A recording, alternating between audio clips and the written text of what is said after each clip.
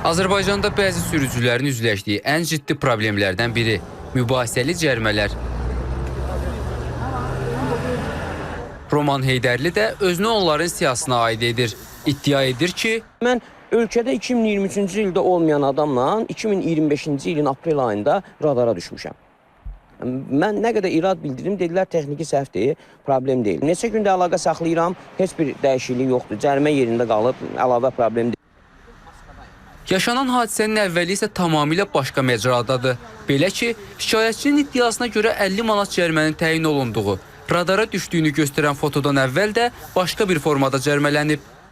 İllərdir sürmədiyim, texniki baxış, sığorta falan olmayan bir maşın, yəni istifadə olunmayan bir maşın, xarab maşındır, yəni nəqliyyata yararsız maşını. Təmir etmək üçün maşını düşütmüşük tam yoldan kənara, hərəkət hissəsində olmayan yerə düşütmüşük və maşının kapot hissəsi açıq, usta işləyən yerdə yanımızdan maşın keçdi, yəni qayının maşını keçdi. Onlar da avtomatik çəkiliş edirlər. Mən biraz müddət keçdi, baxdım ki, Asanpaydan cərimə gəlib mənim adıma, maşın öz adımadır. Yaxşı, sürücü qayda pozmadığını iddia edir. Cərimə isə artıq təyin olunub.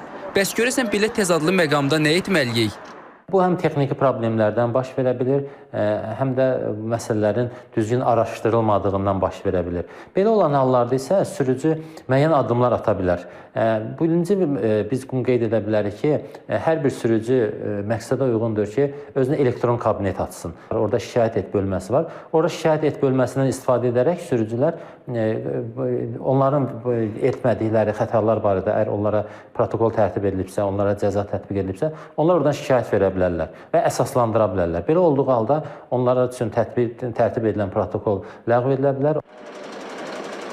Vətəndaşların hüquqlarını qorumaq və cəriməyə qarşı şikayət etmək imkanları var. Belə ki, vətəndaş dərhal onun hansı xətanı törətməsi və hansı cərimə barədə nə vaxt və tutaq ki, bu texniki vasitələr və müşahidə kameraları ilə müşahidə olunmuşdursa, həmin müşahidə kameralarından foto və video çəkilişlər və yaxud da onlara qarşı tətbiq edilən hər hansı bir xəta barədə protokolu tələb edə bilərlər və əgər vətəndaşlar hesab edir ki, o xətanı həmin şəxslər törətməyibdir, o zaman məhkəmə qaydasında həmin protokolun ləğv edilməsi və onlara qarşı tətbiq edilmiş cərimələrin silinməsini məhkəmə qaydasında tələb edə bilərlər.